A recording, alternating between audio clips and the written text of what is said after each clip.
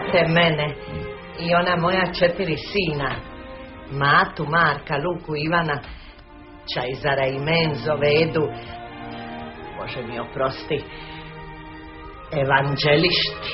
Bože moj, kako vas ne bi poznala, ima samo po dobru. Kako znate, mi živimo svi uzajedno. I pokojni moj bidni Matej, učinite štamenat. Polovica da je moja.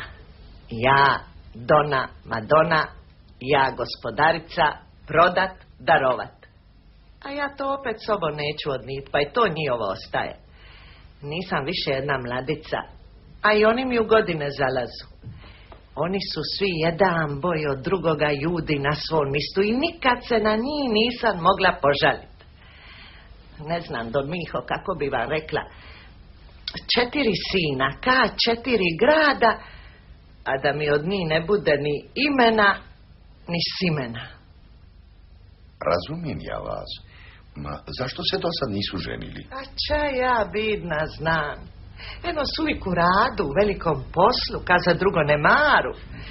Ne govorim da su se sva 4 oženila, mada me Baranko jedan dovea u kuću nevistu, da mi bude desna ruka u poslu. Sve se razumijem. Ne trebate mi više ništa govoriti.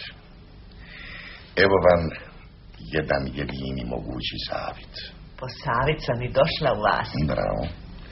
Onda ga lijepo i čujte.